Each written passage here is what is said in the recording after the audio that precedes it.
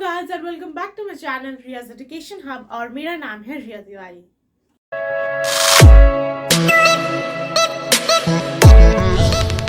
So today we are going to study maths. ठीक है, तो मैथ्स का जो कमर्शियल मैथमेटिक्स का जो लास्ट चैप्टर है शेयर्स एंड डिविडेंड्स, वो आज हम करने जा रहे हैं। इसी के साथ हमारा जो कमर्शियल मैथमेटिक्स का जो पोर्शन है वो खत्म हो जाएगा। ठीक है, तो शेयर्स एंड डिविडेंड्स, इसमें थोड़े से थ्योरी पार्ट भी है जो आपको समझना जरूरी है। अगर आप थ्योरी पार्ट समझ जाएंगे तो आपको मैथ्स भी करने में इजी होगा। ठीक है, तो इसीलिए हम पहले थ्योरी पोर्शन से देख लेते हैं कि थ्योरी में क्या क्या है, क्योंकि वर्ड प्रॉब्लम्स समझे, जैसे कि मैंने अपने पिछले सेशंस में भी बताया है कि उसमें पहले आपको थ्योरी को समझना पड़ेगा, तभी आपको जो इनपुट वहां से जो आउटपुट आपको लेना है वो आपको समझ में आएगा। ठीक है, तो कुछ टर्म्स है रिलेटेड विद शेयर्स, तो वो पहले हम देख लेते हैं।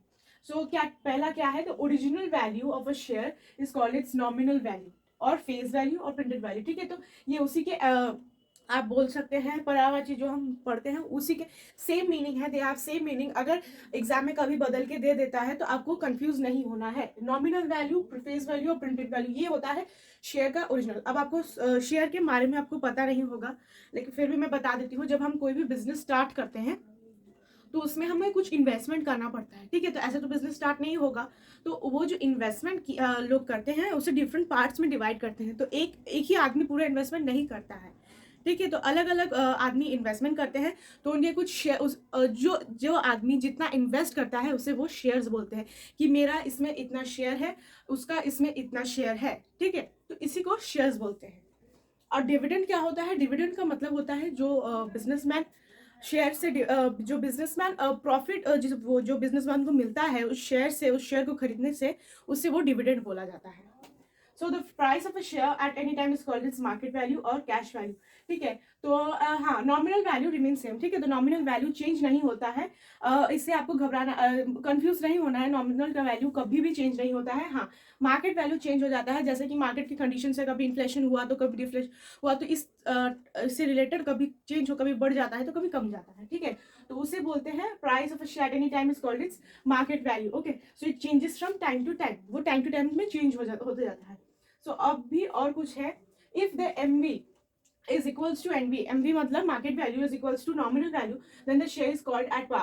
ठीक है, कभी कभी वर्ड प्रॉब्लम से हमें आपको ये दिखाई देगा, इससे आपको घबराना नहीं है। इसका मतलब है जो मार्केट वैल्यू है और जो नॉमिनल वैल्यू है दोनों इक्वल है। ठीक है, सो इफ द एमवी, अगर केस आता है कि अगर एमवी नॉमिनल वैल्यू से बड़ा है, मतलब एमवी मतलब मार्केट वैल्यू अगर नॉमिनल वैल्यू से बड़ा है, तो शेयर को बोलते हैं इज एट प्रीमियम और अबव पार। ओके, एंड अगर मार्केट वैल्यू नॉमिनल वैल्यू से नीचे है तो उसे बोलते हैं एट डिस्काउंट और below par.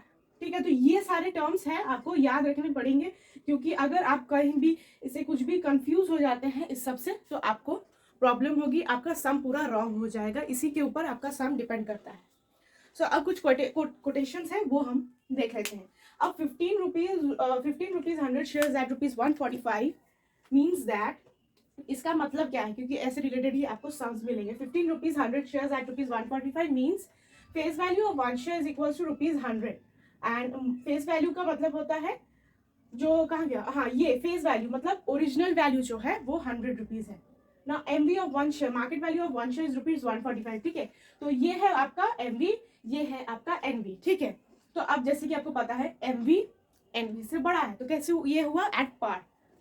So dividend on 1 share is, अब आप यहाँ आपको डिविडेंड मिल रहा है, मतलब 15% आपको प्रॉफिट मिल रहा है ₹100 शेयर में, तो रेट डिविडेंड कितना होगा, वो हो जाएगा ₹15 पीए मतलब पर एनम। ना income on ₹145 is ₹15 for 1 year. तो एक ईयर के लिए 15 रुपीज हुआ। ऐसे करते करते शेयर के ऊपर डिपेंड करता है कितने साल के लिए वो शेयर लिया गया है। अब अगर आपको रेट ऑफ रिटर्न निकालना पड़े तो वो आप कैसे निकालेंगे, वो आपको निकालना है जो प्रॉफिट उसको मिला है, dividend, rate of dividend by the market value and into 100%। तो ये आपका रेट ऑफ रिटर्न, मतलब उसको कितना रिटर्न मिल रहा है उसका परसेंटेज। अब सिमिलरली अगर ये तो हो गया थोड़ा सा, अगर आपको ये हो गया एट पार ना, if you get at a discount, ये क्या होगा, फेस वैल्यू ऑफ 1 शेयर ₹145। ठीक है, तो पहले क्वेश्चन पढ़ लेते हैं। 12% of ₹25 share at discount of ₹5। ठीक है, तो 5 है आपका डिस्काउंट, 12% है आपका डिविडेंड एंड ₹25, मतलब एक शेयर का दाम है आपका 25 rupees. So face value is ₹25 and market value कैसे आप कैलकुलेट करेंगे, ये आपका दिया गया है नॉमिनल वैल्यू, ये आपका दिया गया है डिस्काउंट। अब आपको इन दोनों को सब्ट्रैक्ट करना है, जो मिलेगा वो हो जाएगा मार्केट वैल्यू, जो है ₹20, जो है ₹20। Then dividend on one share is equals to 12% of ₹25, which is equals to 3% per annum.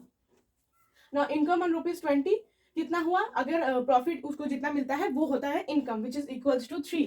Now rate of return per annum कितना होगा, 3/20 into 100, which is equal to 15%. तो ये हो गया कुछ थ्योरी पार्ट। नाउ इसका जो मेन पार्ट आता है वो है फॉर्मूला का। फॉर्मूला भी इसमें बहुत इंपॉर्टेंट रोल प्ले करता है, क्योंकि इसमें हमें कई सारी चीज़ें निकालने पड़ते हैं, जैसे मार्केट वैल्यू हो गया, नॉमिनल वैल्यू हो गया, कभी कभी नंबर ऑफ शेयर्स बॉट, ठीक है, उनका इन्वेस्टमेंट कितना है, रेट ऑफ रिटर्न कितना है, डिविडेंड कितना है, तो ये सारी चीज़ें हमें निकालनी पड़ती है। तो इसीलिए हमें जो फॉर्मूले हैं वो भी याद रखने पड़ेंगे। तो पहला फॉर्मूला आता है इन्वेस्टमेंट पर। इन्वेस्टमेंट पर क्या फॉर्मूला है, आपको अगर बोला है निकालने को मनी इन्वेस्टमेंट, मतलब मनी इन्वेस्टेड, मतलब कितना मनी इन्वेस्ट किया गया है, तो आप कैसे निकालेंगे। सो जितना शेयर्स उसने खरीदा है into market value of one share, ठीक है। तो ये हो गया आपका पहला formula, number of shares into MV of one share. Then income and return if you have to calculate, then annual income if you have to calculate, इसका annual income कितना होता है पूरा साल भर में, तो वो हो जाएगा number of shares into rate of dividend and into FV of one share. Rate of dividend या डिविडेंड एक ही होता है, एफवी ऑफ वन शेयर। ये हो गया। रेट ऑफ रिटर्न आपको कैसे निकालना है, वैसे वो हो जाता है आपका annual income by investment into 100। And if you have to calculate number of shares, तो इसके दो फॉर्मूले हैं, एक है investment by MV of one share और है annual income by income on one share. तो ये है फॉर्मूला जो आपको याद कर लेने हैं। आप जब एग्जाम में आपको जाना होता है तो आप पहले एक फॉर्मूला लिस्ट बना लीजिए, क्योंकि इससे फॉर्मूला लिस्ट बनाने से आप जब रिवाइज करने जाएंगे तो आपको इससे बहुत इजी हो जाएगा, क्योंकि मेन मैथ्स में आपका फॉर्मूला ही रोल प्ले करता है। सम्स तो कहीं और से भी दिया जा सकता है, लेकिन फॉर्मूला तो सेम रहेगा, इसीलिए आप फॉर्मूले को बहुत अच्छे से याद कर ले।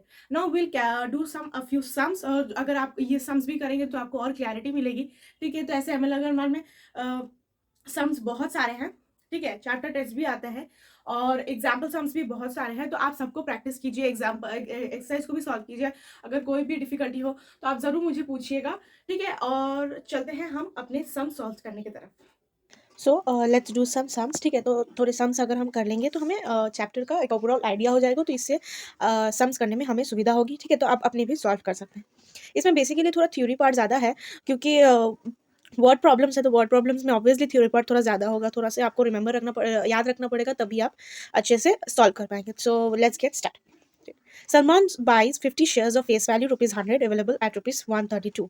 Number 1, what is his investment? Number 2, if the dividend is 7.5% per annum, what will be his annual income?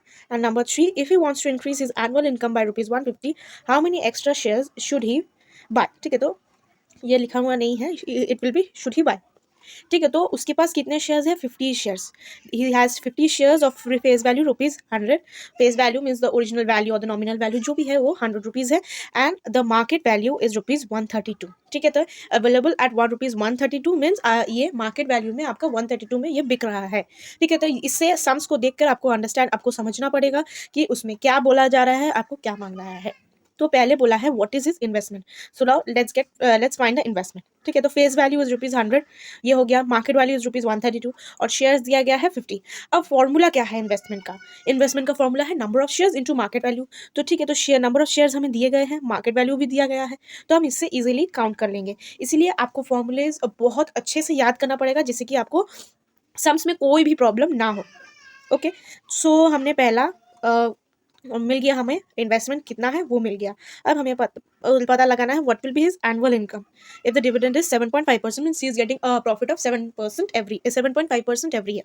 Per annum का मतलब होता है एवरी ईयर। सो इनकम पर share is 7.5% of face value, ठीक है, एक share. So will do the calculation which is 75/10 into 100। 10 इसलिए कर रहे हैं क्योंकि 7.5 है, और 100 इसलिए है क्योंकि वो परसेंटेज में है। देन इंटू 100 फेस वैल्यू, ठीक है, समझ में आया। अब हम करेंगे, जो निकला वो है 7.5 रुपीज। 7.5 इज हिज प्रॉफिट, ठीक है। तो 7.5 ये जो है प्रॉफिट है। अब एनुअल इनकम है 7.5 into 50, number of shares and the profit he is getting, which is equals to 375। तो हमें ये भी मिल गया। अब क्या बोला है, if he wants to increase his annual income by ₹150, how many extra shares should he buy. ठीक है, तो न्यू एनुअल इनकम कितना होगा 375, क्योंकि उसे वो 7.5% उसे प्रॉफिट मिल रहा है, डिविडेंड मिल रहा है, तो उसका एनुअल इनकम ऑब्वियसली बढ़ जाएगा, तो वो हो गया है 525। और नंबर ऑफ शेयर्स कितना है, नंबर ऑफ शेयर्स है, नंबर ऑफ शेयर्स हमें फाइंड करना है, सॉरी नंबर ऑफ शेयर्स हम we have to find. So his income is increase which is 375 plus 150। अब इससे हमें मिलता है ₹525 and number of shares is 525 by the rate of dividend which is equals to 70 and number of extra shares to be increase is 70 minus 50, क्योंकि already उसके पास 50 shares हैं। तो अब हमें अगर निकालना है कि उसे कितना और एक्स्ट्रा शेयर्स खरीदना है, वो है 70 minus 50 which is equals to 20। तो ये हो गया हमारा आंसर। ऐसे करके हमने पहला सम सॉल्व किया है। Now we come to the next sum. A company pays a dividend of 15% on its 10 rupee shares. ठीक है, 10 rupee shares है, from which it deducts tax at the rate of 22%. Find the annual income of a man who owns 1000 shares of this company. ठीक है, तो पहला है number of shares कितना है, 1000 शेयर्स है ऑन इट्स 10 रुपी शेयर्स। ठीक है, तो ये 10 रुपी शेयर्स हम इसलिए बोल रहे हैं क्योंकि इसका जो फेस वैल्यू है और जो नॉमिनल वैल्यू और ओरिजिनल वैल्यू है वो है ₹10। अब हमें 1000 शेयर्स तो दिया ही गया है, रेट ऑफ डिविडेंड हमें दिया गया है 15% and rate of tax deducted is also given which is 22%। Now total face value of the shares is, total face value of 1000 shares is ₹10 into 1000, क्योंकि हमें फेस वैल्यू है 10 और एक शेयर का वो हमें दाम दिया गया था, पूरे शेयर्स का नहीं दिया गया था, तो वो हो गया 1000 into 10 which is equals to 10,000। Total dividend कितना होगा 10,000 इंटू 15,100, क्योंकि हमने रेट ऑफ डिविडेंड निकाल लिया है। ठीक है, तो ऐसे करके शॉर्टकट में भी आप सम्स कर सकते हैं। रुपीज़ तो आया हमारा ₹1500। Now tax deducted at the rate of 22%। अब टोटल डिविडेंड जितना है उससे 22% को मल्टीप्लाई करना है which is 330। Net annual income will be 1,500 minus the amount the tax is taken, which will be equal to 1770। तो ये हो गया हमारा answer. Now let's do another sum. A company with 4,000 shares of nominal value ₹110 declares annual dividend। ठीक है, तो उसके पास 4,000 shares है, उसके पास 4,000 शेयर्स है और nominal value which is the face value is ₹110 declares annual dividend at 12%। 12% annual dividend है। Now the total amount the dividend paid by the company। तो ये हम पहले निकाल लेते हैं। Number of shares is 4,000 and face value is already given which is 110। Total face value हमें निकालना पड़ेगा और उसके बाद जो rate of annual dividend है वो तो हमें दिया ही गया है। तो अब annual dividend हमें निकालना है। Amount of dividend which is 44,000 is the total face value of the shares into the rate of annual dividend by 100। 100 इसलिए है क्योंकि 15% में है which is 66,000। number of shares ये है नेक्स्ट पार्ट। हमें नेक्स्ट पार्ट क्या बोला गया है, the annual income of Shahrukh who holds 88 shares in his company। so number of shares Shahrukh has which is 88, face value of 88 shares will be 88 into 110 क्योंकि एक share का दाम 110 है, तो ये हो गया 9680 and the annual dividend will be, if you put the formula you will get this answer। ठीक है, नेक्स्ट है, if you received only 10% on his investment find the price Shahrukh paid for each share which it's this question has been come in 2008 question paper. So the rate of annual income is 10% दिया गया है, his investment will be 1452 into 100 by 10 which will be 14,520 and market value will be divided by 88 because ये है number of shares and ये है उसका investment. ठीक है, तो ये निकलता है ₹165। Now we have done the third sum also. Now we'll do the fourth sum। Fourth सम क्या कहता है, मैन बाइज 410 रुपी शेयर्स। ठीक है, again this is 10 rupee share, face value is ₹10 and he has 400 shares at a premium of 2.50। अब premium क्या है ये तो ऑलरेडी मैंने बता दिया है कि अगर MB बड़ा होता है नॉमिनल वैल्यू से देन इट्स अ प्रीमियम।